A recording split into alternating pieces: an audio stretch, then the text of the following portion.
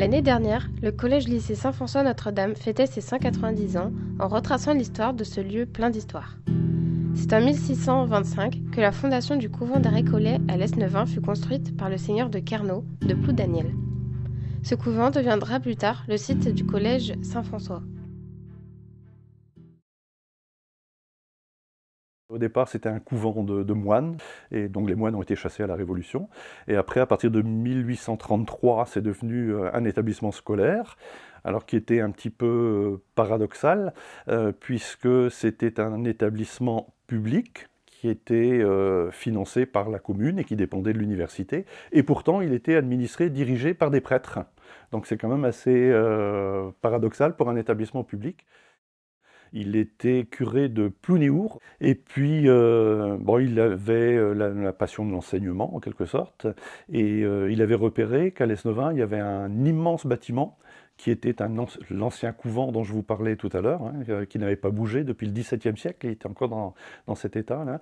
Et donc l'abbé Roudotte en question l'a acheté sur ses propres fonds, et il a ouvert là-dedans un pensionnat, et c'est comme ça que l'histoire de l'enseignement à Saint-François a commencé. Et d'ailleurs, si ça s'appelle Saint-François, c'est parce que les moines récollets avant, donc qui occupaient les lieux, étaient des franciscains, c'est-à-dire des moines de Saint-François. C'est de là que vient le nom. Le surveillant général nous réunissait, nous les externes, parce que j'étais externe, je n'étais pas pensionnaire, et il nous disait « Vous avez de la chance que les bâtiments appartiennent à la mairie, parce que sans ça, ça fait longtemps qu'on aurait transformé cet établissement en petit séminaire. » En fait, c'était leur but, était de former des futurs prêtres. Vous connaissez la chapelle, je suppose, vous avez vu les plaques qui sont à l'entrée de la chapelle, sur votre gauche, quand on rentre par la grande porte.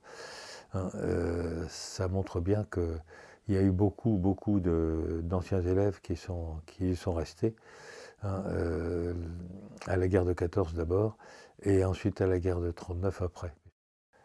Donc la guerre de 39, moi, m'a touché personnellement, mais la guerre de 14 avait déjà fauché beaucoup d'anciens du collège. La guerre d'Algérie, on a éliminé quelques-uns, puis il y a même les théâtres d'opérations extérieures qui ont prélevé leur tribut également. L'établissement était occupé en grande partie par les Allemands, et donc les élèves côtoyaient les Allemands quasiment au quotidien. Et au moment aussi des combats de la libération à l'Esnevin, c'est-à-dire début août 1944, le collège ici a subi beaucoup de dégâts parce qu'il y a eu donc des bombardements du centre-ville à l'Esnevin. C'est là que le clocher de l'église a été en partie détruit à l'Esnevin, et également une partie du clocher de la chapelle actuelle ici à Saint-François aussi. Donc je crois que il y a eu cet épisode-là, comme épisode marquant. Les deux guerres, je pense aussi, parce que la Première Guerre mondiale, il y a eu beaucoup de professeurs et également de grands élèves qui ont été mobilisés, qui sont allés au front. Donc ça a été une période aussi un petit peu traumatisante dans l'histoire de l'établissement. Où se trouvaient les deux établissements? Donc Saint-François à l'emplacement actuel de Saint-François-Notre-Dame, et puis Notre-Dame de Lourdes, de l'autre côté de la rue Jeanne d'Arc, en face. Le gouvernement français en 1914, le gouvernement qui était à l'époque un gouvernement de gauche et très laïque, a exigé que la direction de l'établissement soit laïcisée, c'est-à-dire que ça ne soit plus des prêtres qui dirigent l'établissement, mais que ce soit des laïcs. Et la condition, c'était si vous ne laïcisez pas l'établissement, vous ne recevrez plus de subventions. Et donc là, l'établissement et la commune ont refusé de laïciser, parce qu'ils étaient attachés au fait que ce soit des prêtres qui dirigent l'établissement. Et donc, à ce moment-là, ça ouvre une autre période pour l'établissement, qui est devenu donc un établissement privé, purement privé, et qui fonctionnait donc avec ses fonds propres, et qui ne recevait plus de subventions. Donc la première pierre de la chapelle a été posée en 1874. Il existait une petite chapelle avant, dans un bout de bâtiment, mais qui tombait en ruine. Et donc le supérieur de l'établissement, l'abbé Roule, a décidé de cette construction et on a fait appel à la générosité du public, non seulement des Lesneviens, mais il y avait l'économe de l'époque qui s'appelait Rossi, si je me souviens bien, qui partait à vélo dans toutes les communes alentours pour récolter de l'argent pour construire cette chapelle, qui donc a été inaugurée en 1874. C'est vrai qu'il y avait donc des professeurs laïcs et des professeurs prêtres à Saint-François.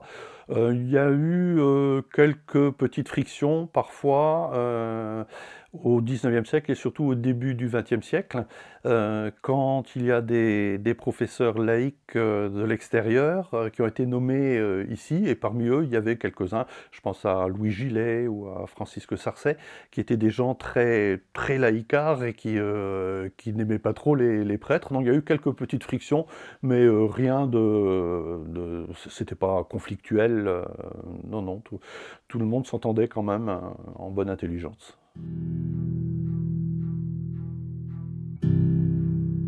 Vous avez entendu parler du peintre d'Illasserre, François d'Illasserre. Bon, son frère, Maurice d'Illasserre, était prêtre et professeur de lettres ici au collège. J'ai eu la chance de l'avoir comme professeur, et non content de nous apprendre le français et de nous faire découvrir la richesse du français, il avait imaginé, ce qui était extraordinaire pour l'époque, de nous proposer des voyages à travers l'Europe, auxquels on avait accès à partir de la seconde. Donc moi, j'ai tout de suite adhéré, seconde, première, terminale. J'ai fait 3 années, ce qu'on appelait les voyages du collège. C'était pas très confortable parce qu'on dormait sous des tentes vraiment rudimentaires, sans tapis de sol, sans rien, avec juste une tente. Et puis on partait dans un vieux car Rioux, et on partait 3 semaines. À l'époque, ça nous coûtait, au début, ça coûtait 14 000 anciens francs. Bon, en gros, vous n'avez pas connu les francs. En gros, on partait 3 semaines à travers l'Europe pour 25 €. En gros. Bon, avec une nourriture un petit peu rudimentaire aussi, mais on en a gardé un souvenir ébloui, parce que grâce à ça, on a découvert la Belgique, la Hollande, l'Allemagne, la Yougoslavie, l'Italie. On a eu vraiment une chance extraordinaire, quoi, d'avoir cette ouverture sur le monde et sur l'Europe, ce qui à l'époque était pas du tout à la mode encore. La mixité, pour vous, ça vous semble normal? Mais pour nous, c'était la damnation, quoi. Hein, parce que nous, les externes, quand on partait chez nous, à 4h30 après la fin des cours, mais il fallait rentrer pour 5h pour l'étude. Eh bien, quand on partait par le grand porche, et puis on jetait un petit coup d'œil vers la droite, Notre-Dame de Lourdes, les filles, hein, et puis aussitôt on tombait sur qui? Le surveillant général, qui faisait les 100 pas en lisant son bréviaire, qui nous faisait à la maison. Ça a été 1975 ensuite, parce que c'était la prise de direction pour la première fois d'une personne qui n'était pas religieuse, donc d'un laïc.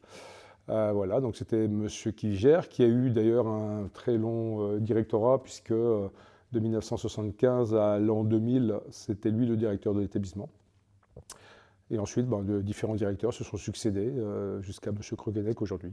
Je pense, voilà, tout de suite, si on parle de Saint-François-Notre-Dame et qu'on cite un chef d'établissement, en tout cas pour ma génération, qui a vraiment marqué l'histoire de l'établissement, Désiré Kiviger était, oui, un personnage, et je pense quelqu'un qui a, dans la durée déjà, il a fait pas mal d'années et a beaucoup apporté. En tout cas, il a marqué les esprits, et pas que les esprits, je pense qu'il a marqué l'histoire de l'établissement, puisque quand on discute avec les anciens de l'établissement, c'est vrai que c'est un nom qui ressort souvent.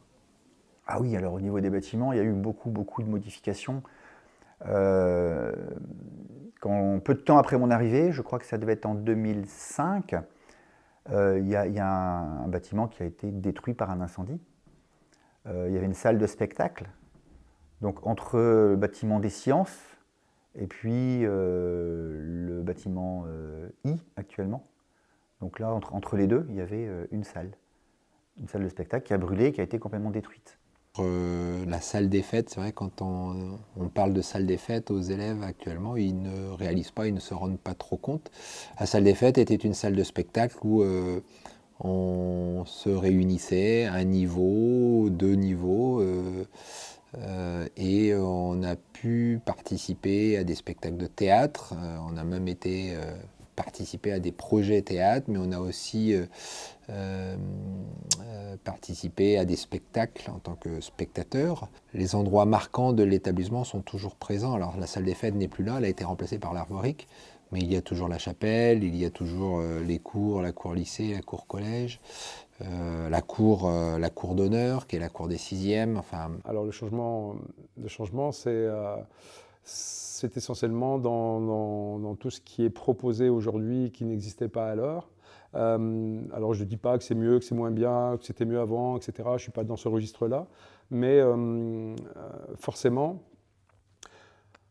on voyait moins de matières différentes, mais c'était plus approfondi. Aujourd'hui, comme le laps de temps par semaine n'a pas augmenté et que le nombre d'options a augmenté, c'est forcément au détriment de matières qui étaient plus approfondies. Et je pense aussi que le développement aussi de la filière CAV, ça a été un moment important.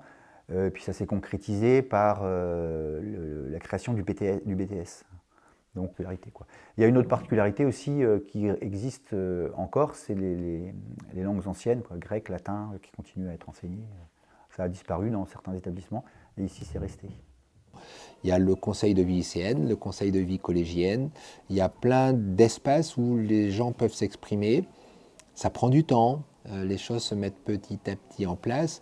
Mais pour que ça puisse durer et vraiment se concrétiser, je pense qu'un projet doit être bien réfléchi et surtout avoir l'adhésion des différents acteurs.